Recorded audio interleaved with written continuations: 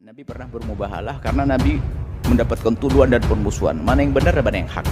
Jika saya benar, maka dia yang hancur. Dan dia salah, saya hancur. Ini sah dalam hal ini. Fitnahnya terlalu besar buat dia sehingga tidak kuat, lalu dia bermubahalah.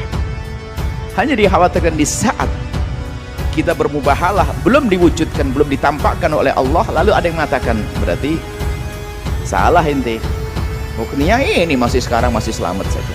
Jadi hukumannya kadang-kadang di akhir nanti bulan. Nah, sepanjang ini loh, dalam penantian ini kadang-kadang orang mengatakan, mana buktimu? Jangan biasa banyak sumpah. Sumpah itu akan diperlukan dalam hajat-hajat tertentu untuk mengukuhkan omongan kita. Bukan dijadikan obrol sumpah. Bahkan orang yang banyak sumpah biasanya karena dia itu banyak bohong. Karena orang tidak percaya dengan dia, maka dia perlu dengan sumpah.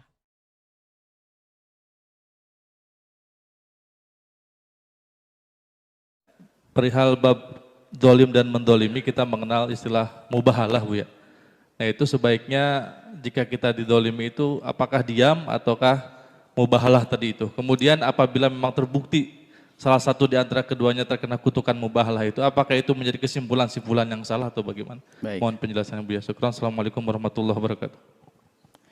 Mubahalah pernah terjadi pada zaman Nabi dan Nabi melakukan. Nad'u abna'ana wa abna'akum, nisa'ana wa nisa'akum. Thumma nabtahil. Ada. Nabi pernah bermubahalah karena Nabi mendapatkan tuduhan dan permusuhan. Mana yang benar dan mana yang hak. Mubahalah itu adalah mungkin ya antara orang yang dituduh dan menuduh berada di sebuah tempat, disaksikan orang banyak, lalu bersaksi dan bersumpah, lalu bersaksi di hadapan khalayak, di hadapan Allah tentunya, jika saya benar maka dia yang hancur, dan dia salah, saya hancur. Ini sah dalam hal ini. Sah dalam hal ini. Boleh-boleh saja, dan memang Nabi pernah melakukannya sah. Cuman ulama kan tidak satu kata dalam hal ini. Karena apa? Masalah, jadi gini. Ada orang yang memang harus melakukan yang demikian, masalah mubahalah. Kenapa? Fitnahnya terlalu besar buat dia. Fitnahnya terlalu besar buat dia sehingga tidak kuat, lalu dia bermubahalah. Tidak dianjurkan, boleh tapi tidak dianjurkan. Kenapa? Khawatir nanti di saat belum ditampakkan oleh Allah, di saat belum ditampakkan oleh Allah pembuktian kebenarannya dia.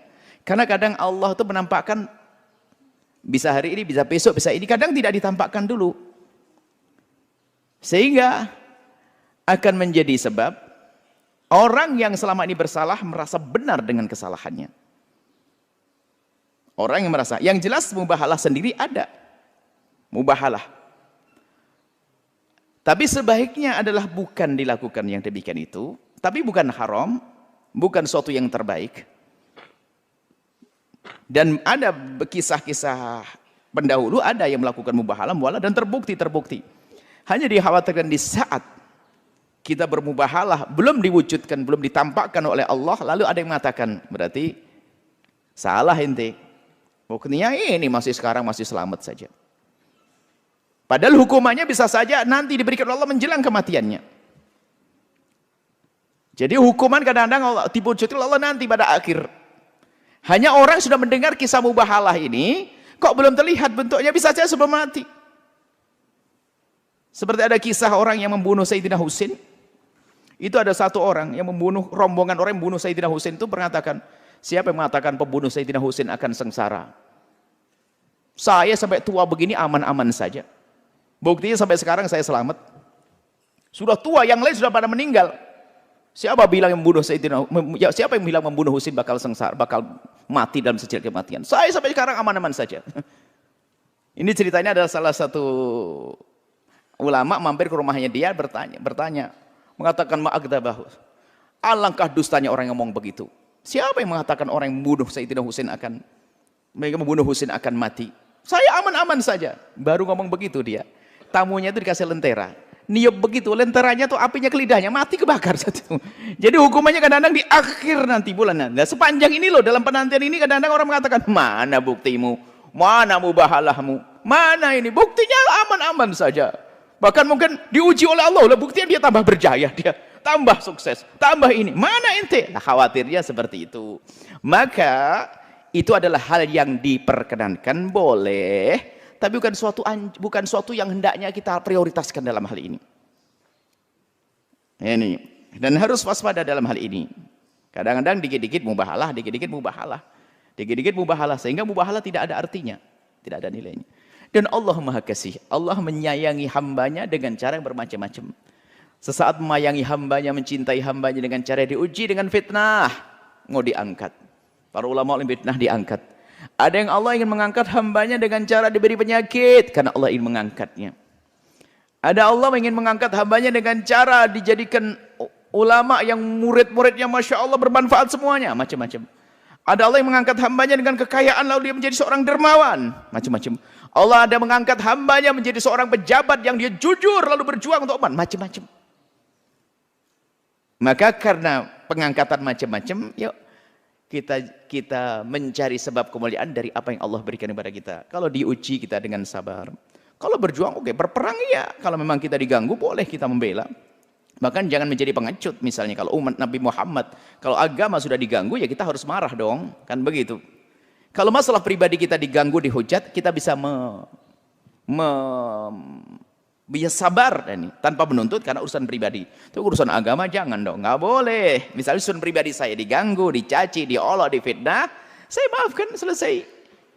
Pribadi saya difitnah. Kalau saya benar Allah yang akan membantu. Kalau saya salah nggak perlu ada dibantu. Kalau saya benar Allah akan yudafi, yang akan membela. Kalau saya salah nggak perlu dibela, selesai. Ini kan prinsip pribadi. Tapi kalau agama jangan. Al-Quran direndahkan, Nabi Muhammad direndahkan, agama direndahkan, harus marah kita. Seperti itu. Jadi mubahalah ini halnya ada, urusannya adalah diperkenankan, tapi bukan sebuah anjuran, bukan semuanya ke arah sana. Yang menjadikan mubahalah tidak ada nilai. Seperti halnya sumpah. Kapan sumpah digunakan? Kalau ada hajat. Kata bin sumpah dengan sengaja, yaitu tahu itu tidak terjadi lalu dia bersumpah dan mengatakan itu terjadi. Maka dia menghadirkan sumpah atas dasar dusta yang ia sadari. Maka ini adalah dosanya besar di hadapan Allah Subhanahu wa taala. Yang juga sering disebut dengan yamin akhamus, yang yuhmisu ahlahu an-nar, yamin yang menjerumuskan ke api neraka. Hati-hati, jangan. Selagi tidak tahu itu, kalau kita tahu itu tidak terjadi, jangan katakan itu terjadi. Berdusta saja sudah merupakan sifat jelek dan merupakan sebuah dosa, apalagi sudah berdusta dikukuhkan dengan sumpah membawa nama Allah. Maka ini dosa besar sekali, menjual Allah, na'udzubillah. Allah murka kepadanya, subhanallah. Kalau sudah Allah murka, siapa yang bisa menolongnya? Di mana tempatnya kira-kira kalau orang itu dimurkai oleh Allah di akhirat? Enggak ada lagi kecuali neraka. Orang-orang yang terhinakan disebutkan dalam Al-Quran, tempatnya neraka, dihinakan oleh Allah adalah mereka yang ishtaruna, membeli bi'ahdillahi, dengan nama Allah, wa imanihim, dan dengan sumpah atas nama Allah, untuk mendapatkan thamanan qalila, sesuatu yang sedikit dunia. Ingin mendapatkan dunia lalu bersumpah demi agar laku dagangannya, dia bersumpah dengan bohong. Belanjanya 9.000, dia bilang demi Allah saya belanja 10.000.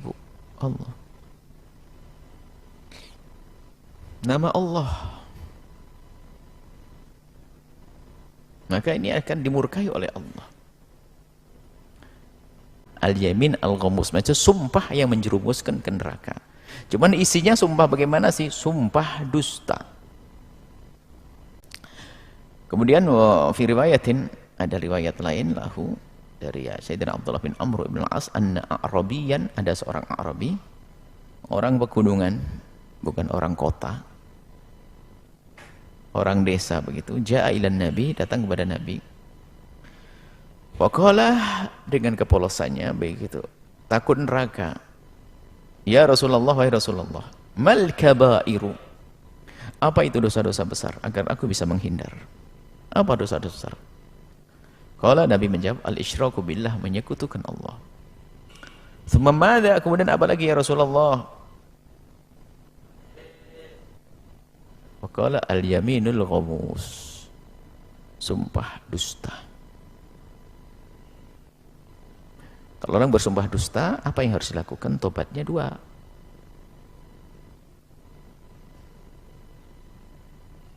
Yang pertama harus membayar kafarah. Yang kedua harus mengembalikan kepada yang berhak. Kalau sumpahnya dusta, jika itu ada urusannya dengan hak orang lain. Jika dia berdusta tapi tidak merugikan orang lain, dia dosa kepada Allah, maka tobatnya menghadap kepada, misalnya ya, bohong, tidak ada urusannya. Demi Allah, wallahi tadi saya melihat di sana, nggak lihat dia.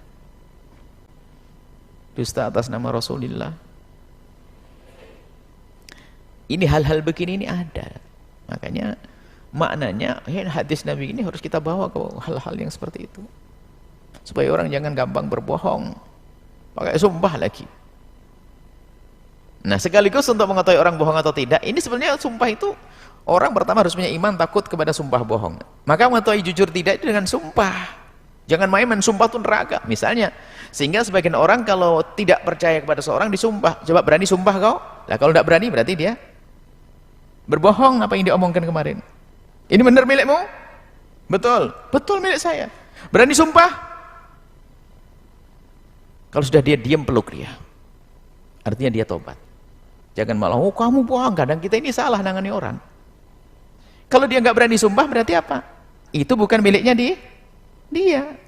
Misalnya pulpen kamu kan? Iya. Dari mana? Dikirim ibu. Bener? Iya. Berani sumpah kau? Tak tahu kok dia diam. Berarti dia masih takut kepada Allah. Dipeluk saja sudah. Dibawa ajak ngomong berdua. Sudah ya ukhti, sudah saya diam, saya jaga sudah. Nggak akan saya ceritakan ke siapapun. Selesai. Ya akhi, gitu. Nah itu caranya menyelesaikan masalah orang yang, oh dia mau tobat kok. Jangan dipaksa dia terus bohong. Wallahi, gara-gara yang mau sumpah bohong. Ghamus. Wamal yaminul ghamusu. Ayo, ghamus apa itu? Secara khusus Nabi mendefinisikan apa itu al-yaminul ghamus. Sumpah ghamus, sumpah dusta tadi.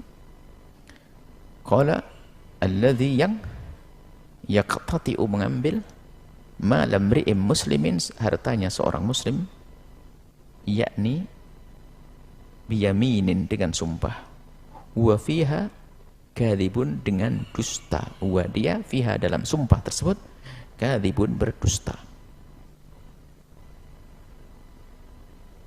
Ini masalah sumpah ini kita baca pendek karena kurang lebih ini maknanya. Kemudian ada sumpah, ini sumpah yang lain. Babu nadbi man halafa ala yaminin fara'a ghairaha khairan minha ay yaf'ala dhalikal makhluf alaihi thumma yukaffiru an yamini. Bab disunnahkan bagi siapapun yang telah bersumpah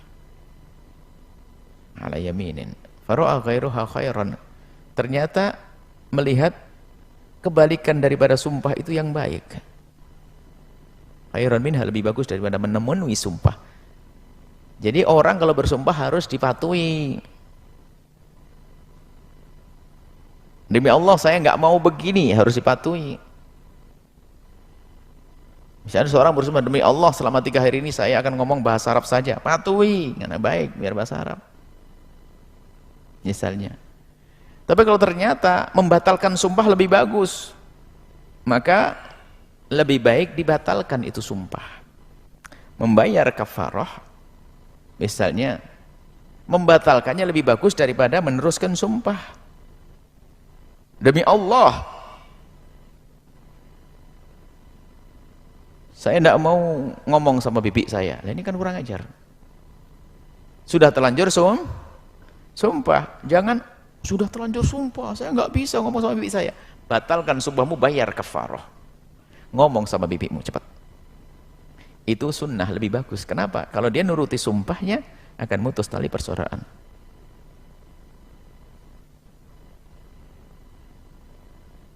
Santri juga, karena ini banyak santri, naudzubillah, karena emosi sama pengurus, naudzubillah. Santri pembangkang, santri yang nasibnya buruk dia. Kalau tidak tobat. Disuruh jamaah nentang. Wallahi saya tidak mau sholat jamaah. Ini sumpah tidak mau sholat jamaah. Akhirnya gara-gara sumpah apa alasannya? Saya sudah terlanjur sumpah, Ustaz. Enak aja. Nak. Maka lebih bagus dibatalin sumpahnya, membayar kafarah, lalu dia pergi sholat berjamaah. Seperti itu. Maka itu bersumpah lalu melihat sesuatu yang lainnya itu lebih bagus, maka hendaknya dibatalin sumpahnya. Kalau itu sunnah-sunnah, kalau wajib-wajib. Misalnya, na'udzubillah, ada orang disuruh sama bapaknya atau temannya, ayo sholat duhur, ini di kantor dan sebagainya. Cuman memang temannya itu gaya ngingetkannya, gaya-gaya sok, kadang bikin gak enak, bikin gatal hati. Ayo sholat yuk, sholat duhur. Rumahnya dia, demi Allah saya tidak mau sholat duhur. Loh, ini kan kacau. Maka sholat duhur wajib, langsung sholat, bayar. Kenapa dia bersumpah? Urusan wajib menjadi wajib, sunnah jadi sunnah.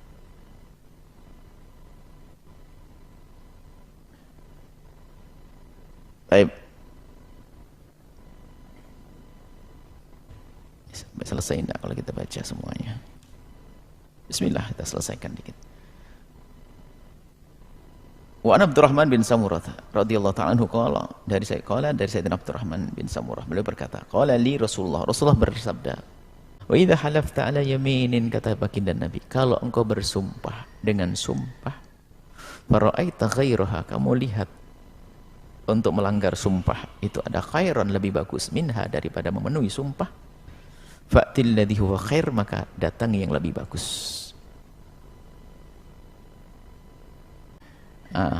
Tapi ingat, jangan biasa banyak sumpah. Sumpah itu akan diperlukan dalam hajat-hajat tertentu untuk mengukuhkan omongan kita, bukan dikit-dikit ngobrol sumpah. Bahkan orang yang banyak sumpah biasanya karena dia itu banyak bohong.